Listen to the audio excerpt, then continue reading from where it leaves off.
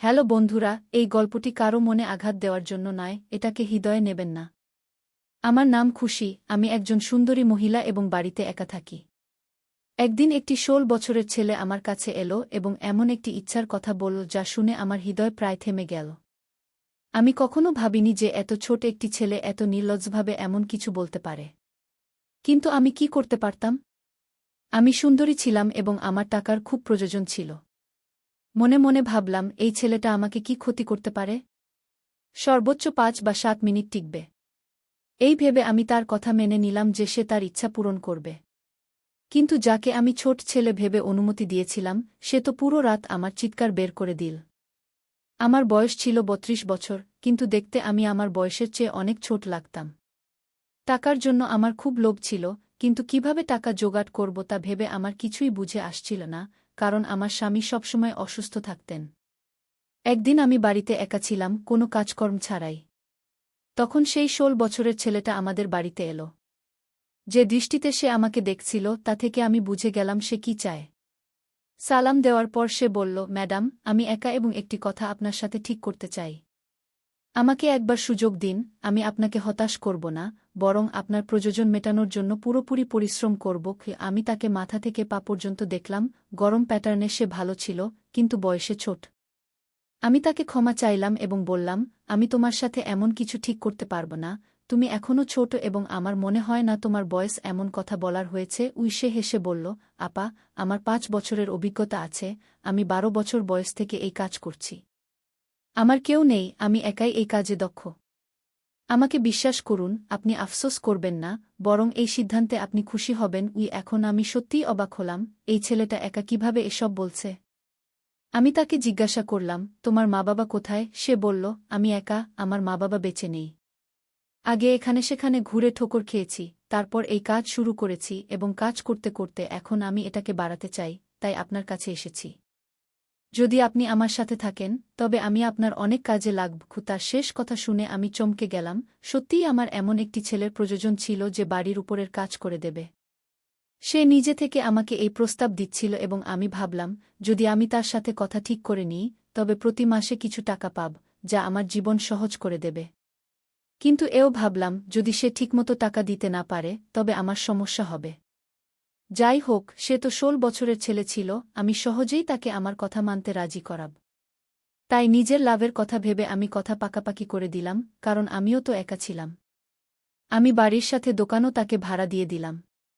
তার নাম ছিল প্রেম এবং সে বলল, খুশি, আমি দোকানেই থাকতে চাই, কারণ আমার কেউ নেই। এখন পর্যন্ত আমি এই কাজ রাস্তায় করেছি, এখন দোকানে করব। আমার তাতে কোনো আপত্তি ছিল না, দোকান তো আমারই ছিল।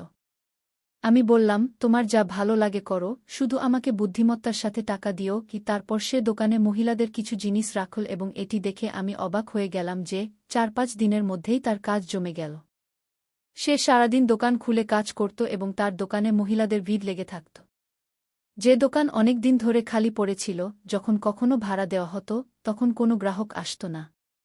আমি কতবার দোকান ভাড়া দেওয়ার চেষ্টা করেছি, কিন্তু সবাই কথা বলে চলে গেছে যে এই জায়গা কাজের জন্য ঠিক নয়।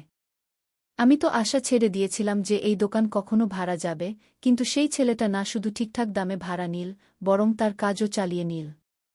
কিন্তু একটি অদ্ভুত ব্যাপার ছিল যে সে দোকানে মহিলাদের জিনিস রেখেছিল এবং মহিলারা সেই ছেলেটার কাছ থেকে জিনিস কিনতে আসত। কিছুদিন পর প্রেমের সাথে আমার ভালো কথা বলা শুরু হল। সে আমার ছোটখাটো কাজ করে দিত।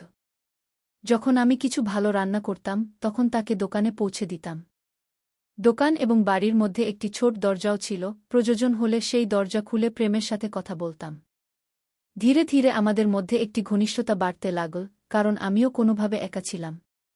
তাই প্রেমের সঙ্গতি পেয়ে আমি একটি সহায়তা পেয়েছিলাম। আসলে আমার কোনো সন্তান ছিল না এবং আমার স্বামী রাহুলের পক্ষাঘাত হয়েছিল। আবার বাড়ির খরচ চালানো খুব কঠিন হয়ে গিয়েছিল। কখনো কেউ সাহায্যের জন্য টাকা দিয়ে যেত, কখনো এমন পরিস্থিতিতে দোকান থেকে পাওয়া টাকা আমার জন্য একটি আশীর্বাদ হয়ে দাঁড়াল। আমি নিজেই প্রেমের সাথে আত্মীয়তা বাড়িয়ে নিয়েছিলাম যাতে সে দোকান ছেড়ে না দেয় এবং আমার নিয়মিত আশাও বজায় থাকে। কিন্তু আমি কি জানতাম যে যাকে আমি ১৬ বছরের নির্দোষ ছেলে ভাবছি, সে আসলে ততটা সরল নয়। সেই ছেলে তো কয়েক দিনের মধ্যেই আমার দুনিয়া উল্টপাল্ট করে দেবে। আমাদের মধ্যে কিছু আত্মীয়তা বাড়ার পর আমি তাকে ঘরের ভিতরে আসার অনুমতি দিয়ে দিলাম।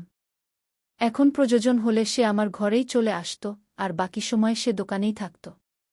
রাহুলের এতে কোনো আপত্তি ছিল না, কারণ তার কাছে সে তো 16 বছরেরই ছিল।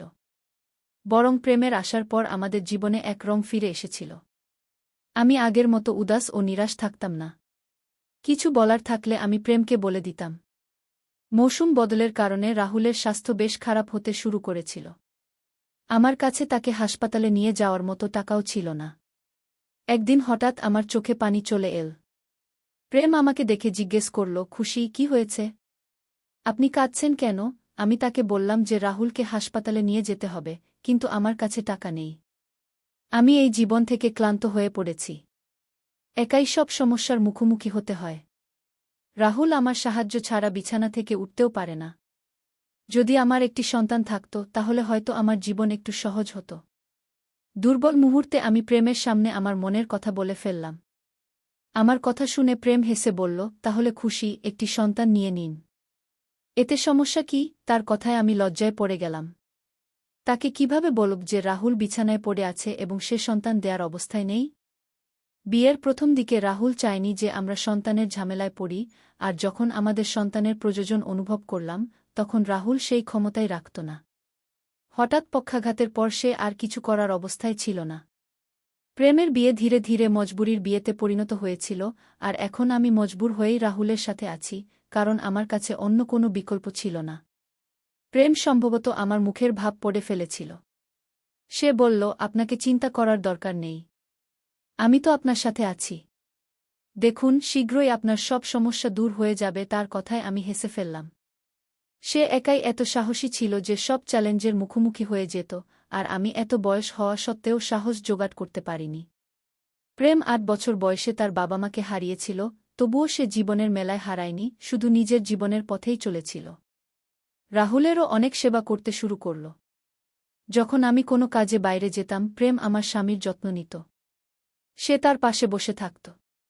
তাদের মধ্যে কি কথা হতো আমি জানতাম না, কিন্তু যখন আমাকে দেখত, প্রেম চুপ হয়ে যেত। প্রেম আমাকে প্রতিশ্রুতি দিয়েছিল যে সে আমার সব ইচ্ছা পূরণ করবে, আর তার এই কথায় আমি হেসে ফেললাম। আমি একটি সন্তান চেয়েছিলাম, আমার জীবনের সন্তানের অভাব পূরণ করতে চেয়েছিলাম, কিন্তু প্রেম তা কিভাবে পূরণ করবে? তার খুশির জন্য আমি মুখে হাসি রাখতাম। এর কয়েকদিন পর আমি নিজের ভিতরে একটি পরিবর্তন অনুভব করতে শুরু করলাম। যখন আমার স্বাস্থ্য বেশি খারাপ হয়ে গেল, তখন প্রেম আমাকে টাকা দিয়ে বলল, আপনি ডাক্তারের কাছে যান। তার কথায় আমি ডাক্তারের কাছে গেলাম, আর সেখানে গিয়ে আমার উপর বিস্ময়ের পাহাড় ভেঙে পড়ল। আমি জানতে পারলাম যে আমি গর্ভবতী। এটা কিভাবে সম্ভব? রাহুলের তো সেই ক্ষমতা ছিল না যে সে বাবা হতে পারে, তাহলে আমি কিভাবে গর্ভবতী হলাম? হাত কাঁপতে কাঁপতে রিপোর্ট নিয়ে বাড়ি ফিরলাম। বাড়ি গিয়ে রাহুলকে বললাম, আর সে হেসে বলল, সম্ভবত আমি এখন সেই ক্ষমতা ফিরে পেয়েছি যে আমি একটি সন্তানের বাবা হতে পারি। ঈশ্বর যদি আমাদের এই সুখবর দিয়ে থাকেন, তাহলে এটা হেসে গ্রহণ করুন। রাহুলের কথায় আমি হতবাক হয়ে গেলাম। আমি কি সত্যিই রাহুলের সন্তানের মা হতে যাচ্ছি? এটা এমন একটা বিষয় ছিল যাতে আমার বিশ্বাসই হচ্ছিল না। রাহুলের অবস্থায় তো আমি কোনো পরিবর্তন দেখছিলাম না, তাহলে এটা কিভাবে সম্ভব? যাই হোক, আমি এটা মেনে নিলাম যে আমি রাহুলের সন্তানের মা হতে যাচ্ছি। এখন থেকে আমি নিজের যত্ন নেওয়া শুরু করলাম। এটা জানতে পেরে প্রেমও খুব খুশি হল যেন তার বাড়িতে সন্তান আসছে। সে দোকান থেকে ফ্রি হয়ে আমার বাড়িতে আসতে শুরু করল। সে রাহুলকে গোসল করানোর দায়িত্বও নিজের কাঁধে নিয়ে নিল। রাহুলের সেবায় সে বেশি সময় দিতে লাগল। আগেও সে রাহুলের পাশে এসে অনেকক্ষণ বসে থাকত, তখন আমার মনে হতো প্রেমের আশায় আমার জীবন বদলে গেছে। এখন সে আমার জন্য কখনো ফল আনে, কখনো জুস। তার দোকান ঠিকঠাক চলছিল। এইভাবে দিন কেটে গেল। তারপর পুরো 9 মাস পর আমি একটি সুন্দর শিশুর জন্ম দিলাম, যে আমার মতো নয়, রাহুলের মতো নয়। আশ্চর্যের বিষয় হল, সে দেখতে ঠিক ভালোবাসার মতোই। আমি কখনো আমার সন্তানের মুখের দিকে তাকাই, কখনো ভালোবাসার দিকে। তারপর ভালোবাসা নিজেই হেসে এমন কিছু বলল যে আমি হতবাক হয়ে গেলাম। সে বলল, আপনি তো দিনরাত আমাকে দেখেন, তাই আপনার সন্তানও আমার মতো দেখতে পায়। সে বলল, গর্ভাবস্থায় মা যাকে বেশি দেখে, সন্তান তার মতোই হয়। তার কথায় আমি শুধু হতবাকই হইনি, লজ্জাও পেয়েছিলাম। এত অল্প বয়সে তার এসব বিষয়েও জানা আছে। আমার কোলে সন্তান চলে এলো, আমার আনন্দের সীমা ছিল না। সন্তান নিয়ে বাড়ি ফিরলাম, যেন আমার জীবনে আবার বসন্ত ফিরে এলো। কিন্তু এখন খরচ আগের চেয়েও বেড়ে গেছে। বুঝতে পারছিলাম না এই খরচ কিভাবে চালাব। তখন ভালোবাসা আমাকে সন্তানের খরচের জন্য টাকা দিতে শুরু করল। আমার এবং আমার সন্তানের পুরো দায়িত্ব সে নিয়ে নিল। শুধু আমার এবং আমার সন্তানের নয়, রাহুলের জন্যও সে কখনো আউটসাইডার হয়ে থাকেনি। আমি তাকে ছোট ভাইয়ের মতো ভালোবাসতে শুরু করেছিলাম, কারণ তার জন্যই আমাদের দিন ভালো হয়ে গিয়েছিল। তারপর আমার সন্তান 6 মাসের হল এবং আমি জানতে পারলাম যে আমি আবার গর্ভবতী। আমি আবার হতবাক হয়ে গেলাম। এত তাড়াতাড়ি আমি কিভাবে দ্বিতীয়বার গর্ভবতী হলাম? আমার বিয়ে প্রায় 10 বছর হয়ে গেছে, কিন্তু এতদিনে আমি একবারও গর্ভবতী হইনি। আমি ভয় পাচ্ছিলাম যে এত তাড়াতাড়ি দ্বিতীয় সন্তানের দায়িত্ব আমি কিভাবে নেব। আমার প্রথম সন্তান তো এখনও ছোট, তার উপর রাহুলের দায়িত্ব আলাদা। এই চিন্তায় আমি ডুবে গেলাম। তখন রাহুল আমাকে বোঝাল, যখন ঈশ্বরের কাছ থেকে আবার আশীর্বাদ আসছে, তখন তা ফিরিয়ে দিও না। যেমন প্রথম সন্তান আমাদের কাছে এসেছে, তেমনি দ্বিতীয়টিও আসবে। আমি মাথা নিচু করে রাহুলকে বললাম, আমাদের দায়িত্ব তো ভালোবাসার কাঁধে। এখন যদি এই সন্তান আসে, তাহলে তার খরচও ভালোবাসার কাঁধে পড়বে। তারপর আমার দ্বিতীয় সন্তানও এই পৃথিবীতে এলো। 2 সন্তানের মধ্যে আমি এত ব্যস্ত হয়ে গেলাম যে রাহুলের দিকে খেয়াল রাখার সময় পাচ্ছিলাম না। রাহুলকে তো ভালোবাসা পুরোপুরি সামলে নিয়েছিল। সময় দ্রুত বয়ে যাচ্ছিল। এখন আমার এবং ভালোবাসার বন্ধুত্ব এত গভীর হয়ে গিয়েছিল যে আমরা একে অপরের সাথে মনের সব কথা শেয়ার করতে পারতাম। আমি সারাদিন সন্তানদের পিছনে ছুটে বেড়াতাম, আর রাতে ক্লান্ত হয়ে গভীর ঘুমে চলে যেতাম। ভালোবাসা রাতে আমার সন্তানদের দেখাশোনা করতে আসত এবং তাদের নিজের সাথে শুইয়ে দিত। এটা আমার জন্য খুবই আশ্চর্যের বিষয় ছিল যে একটি 16 বছরের ছেলে কিভাবে এত সহজে পুরো রাত 2 সন্তানকে সামলে নেয়া। ভালোবাসা কখনো আমার কাছে অভিযোগ করেনি যে সন্তানরা তাকে বিরক্ত করে বা তার ঘুম নষ্ট করে। বরং সে খুশি মনে আমার সন্তানদের নিজের সাথে নিয়ে যেত, আর আমি কিছুটা স্বস্তির নিঃশ্বাস ফেলতে পারতাম। সে সব দায়িত্ব নিজের কাঁধে নিয়ে নিয়েছিল, তা আমার কাপড় হোক বা সন্তানদের। এত অল্প বয়সে সে আমাদের পুরো পরিবারের খরচ বহন করছিল। কিন্তু আমি লজ্জা পেতাম, কারণ সে আমাদের সাথে এক কদমে ছিল। একদিন হঠাৎ ভালোবাসা কোনো কাজে আমার ঘরে ঢুকে পড়ল। সে নির্ভয়ে আমার ঘরে চলে আসত। আমার কথা শুনে তার চোখে পানি চলে এলো এবং সে বলতে লাগল, আপনি কি আমাকে আউটসাইডার মনে করেন? আমি তো আপনাদের সবাইকে আমার সব কিছু মনে করেছি। আমি আপনার জন্য সব করতে পারি। আমি শুনেছি আপনি আবার গর্ভবতী। আপনি আপনার স্বাস্থ্যের দিকে খেয়াল রাখুন, খরচের চিন্তা করবেন না। আপনার দোকানে অনেক বরকত আছে, আর আমি ভাগ্যক্রমে আপনাকে এসব দিতে পারছি। ও সে সবসময় এমন কথা বলত, তাই আমার আরও ভালো লাগত। 3 সন্তানের মা হওয়ার পর আমি পুরোপুরি বদলে গিয়েছিলাম। আমার মধ্যে আগের মতো বিষণ্ণতা ছিল না। দিন কিভাবে কেটে যায় তা বুঝতে আমার দেরি হতো না। আমি রাহুলকেও অবহেলা করতে শুরু করেছিলাম। এক রাতে আমার 3 সন্তান খুবই বিরক্ত করছিল, তখন ভালোবাসা এসে বলল, আপনি এদের আমাকে দিন, আপনি আরাম করে ঘুমান।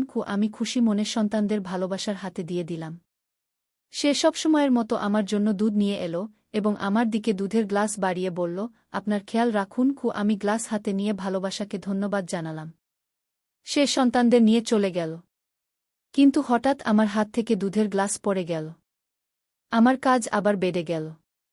বাড়ি পরিষ্কার করতে লাগলাম, তারপর বিছানায় শুয়ে পড়লাম। কিছুক্ষণ পর আমার মনে হলো যেন ঘরে কেউ আছে। আমার শ্বাস আটকে আসতে লাগল, মনে হচ্ছিল যেন কোনো চোর ঢুকে পড়েছে। তারপর আমি আমার বিছানার পাশে কারো উপস্থিতি অনুভব করলাম।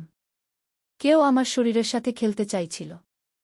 আমি উঠে বসলাম এবং চিৎকার করে উঠলাম। আমার চিৎকারে রাহুলের ঘুম ভেঙে গেল। আমি তাড়াতাড়ি ঘরের বাল্ব জ্বালালাম। যা দেখলাম তাতে আমার ঘর একেবারে অগোছালো হয়ে গিয়েছিল। আমাদের পাড়ার একটি লোক আমার উপর ঝুঁকেছিল। তাকে দেখে আমি স্তব্ধ হয়ে গেলাম। প্রথমে সে লজ্জা পেল, তারপর বলতে লাগল, খুশিজি, আমি কিছু আপনার স্বামী নিজেই আমাকে অনুমতি দিয়েছিলেন যে আমি প্রতিরাতে আপনার সাথে ঘুমাব। আমি ঘুমাতাম এবং সে টাকা নিত, তারপর সে টাকা আপনাদের উপর খরচ করত। আসলে ঘরের অবস্থার কারণে রাহুল খুব চিন্তিত ছিলেন। তিনি কোনোভাবে এই সমস্যা থেকে মুক্তি পেতে চাইছিলেন। তখন তিনি নিজেই আমাকে এই অনুমতি দিয়েছিলেন। রাতে আপনার বাড়িতে আমি থাকতাম। আমার চিৎকার শুনে প্রেম দৌড়ে এলো। তাকে দেখে সেই লোক বলল, প্রেম, তুমি তো বলেছিলে যে সে রাগ করবে না, আমি সহজেই আমার ইচ্ছা পূরণ করতে পারব। কিন্তু সে তো জেগে আছে। সেই লোকের কথা শুনে আমার পায়ের নিচের মাটি সরে গেল। প্রেম আতঙ্কিত হয়ে আমার দিকে তাকাল। আমি বুঝতে পারছিলাম না যে কি হচ্ছে। প্রথমে আমি সেই লোককে গালি দিতে শুরু করলাম। আমি ঘৃণার সাথে প্রেমের দিকে তাকিয়ে জানতে চাইলাম, এটা কি? তখন প্রেম বলল, আপনার স্বামীর কাছে এত টাকা ছিল না যে তিনি এই পরিবারের খরচ চালাতে পারেন, তাই তিনি আমাকে বাধ্য করেছিলেন যে আমি আপনাকে কারো সাথে ঘুমাতে বিক্রি করি। যখন কোনো গ্রাহক আসত, আমি আপনার বাচ্চাদের নিয়ে যেতাম এবং আপনাকে দুধে ঘুমের ওষুধ মিশিয়ে দিতাম। আপনি ঘুমিয়ে পড়তেন, গ্রাহক আপনাকে ব্যবহার করে চলে যেত। এই 3টি বাচ্চাও কোনো না কোনো গ্রাহকের, কারণ রাহুল পিতা হওয়ার ক্ষমতা রাখেন না। আমি আপনার সাথে কোনো ভুল বুঝাবুঝি করিনি, আপনার স্বামী যা বলেছিলেন আমি তাই করেছি। তার ইচ্ছায় আমি আপনাকে বিক্রি করেছি। এটি শুনে আমার শরীর কাঁপতে শুরু করল। আমি আশ্চর্য হয়ে রাহুলের দিকে তাকালাম। সে তার চোখ নামিয়ে নিল, তারপর নিজেই বলতে লাগল, আমার অসুস্থতার কারণে ঘরের অবস্থা খারাপ হয়ে গিয়েছিল। আমি আপনাকে সন্তানও দিতে পারিনি। খাবারের জন্য হাহাকার পড়ে গিয়েছিল। এসব দেখে আমার হৃদয় জ্বলত, কিন্তু আমি কিছু করতে পারতাম না। তাই যখন আমি বুঝলাম যে প্রেম কি কাজ করে, আমি নিজেই তাকে বলেছিলাম যে প্রতিরাতে আপনাকে কারো না কারো কাছে বিক্রি করবে। আমি নিজে ঘুমের ওষুধ খেয়ে ঘুমাতাম, তাই আমার কিছু জানা হতো না। প্রেম কোনো গ্রাহক আনত, তারপর সকাল হওয়ার আগে গ্রাহক চলে যেত। বাচ্চা হলে আপনি খুশিতে ভরে যেতেন এবং আমাদের ঘরের অবস্থা বদলে যেত। আমি এটাই চেয়েছিলাম। রাহুলের কথা শুনে আমি মাথা চেপে ধরলাম। বিশ্বাস হচ্ছিল না যে আমার স্বামী আমার উপর এত বড় অত্যাচার করেছে। ঘরের অবস্থা ঠিক করতে এবং আমার গর্ভে বাচ্চা ভরার জন্য প্রেমের সাথে মিলে সে আমার শরীরের ব্যবসা করেছে। আমি ফুপিয়ে কাঁদতে লাগলাম। কিছুটা সংযত হয়ে প্রেমের সামনে হাত জোড় করে বললাম, আমাদের জীবন থেকে চলে যাও। তোমার আসার আগে আমরা হয়তো ক্ষুধার্ত থাকতাম, কিন্তু আমার স্বামী কখনো আমার শরীরের ব্যবসা করেনি। তার মনে এমন কোনো ভাবনাও আসেনি। আমি প্রেমকে সাথে সাথে দোকান খালি করতে বললাম এবং তার কোল থেকে আমার বাচ্চাদের ছিনিয়ে নিলাম। আমার 3টি ছোট বাচ্চা আমার সামনে ছিল, যাদের বাবার কোনো ঠিকানা আমি জানতাম না। আমি নিজের উপর আফসোস করছিলাম। আমি কত বোকা ছিলাম যে বুঝতে পারিনি এই বাচ্চারা আমার স্বামীর নয়। আমি সেই 2 পুরুষের হাতে বোকা হয়েছি। আমার জন্য শুধু প্রেমই নয়, রাহুলও দোষী ছিল। কিন্তু আমি কি করতাম? আমি রাহুলের সাথে বিবাহের বন্ধনে আবদ্ধ ছিলাম এবং তার অবস্থা এমন ছিল না যে আমি তাকে ছেড়ে চলে যেতে পারি। তাই বাধ্য হয়ে তার সাথে দিন কাটাতে লাগলাম। প্রেম দোকান ছেড়ে চলে গেল। আমি সেই দোকানে জমা কিছু টাকা দিয়ে মেয়েদের জিনিস রাখলাম এবং আমার নিজের দোকান চালাতে লাগলাম। গ্রাহকরা আগে থেকেই তৈরি ছিল, তাই আমার দোকান চলতে লাগল এবং ঘরের খরচ চলতে লাগল। আমি আমার বাচ্চাদের জড়িয়ে ধরলাম। এরা আমার বাচ্চা, তাদের বাবার সম্পর্কে আমি জানি না, কিন্তু আমি এদের আমার গর্ভ থেকে জন্ম দিয়েছি, তাই এদের জন্য আমার হৃদয়ে ভালোবাসা কমেনি। আপনি বলুন, আমার সাথে যা হয়েছে তা কি ঠিক ছিল? আমার স্বামীর কি এমন কাজ করা উচিত ছিল? ঘরের অবস্থা ঠিক করতে কি কোনো পুরুষ তার স্ত্রীর শরীরের ব্যবসা করতে পারে? আমাকে কি আমার বাচ্চাদের ছেড়ে দিতে হবে? আজকাল কি কোনো ছোট বাচ্চা বা যুবকের উপর বিশ্বাস করা যায়? আপনার মতামত কমেন্টে জানান। ভিডিও দেখার জন্য ধন্যবাদ।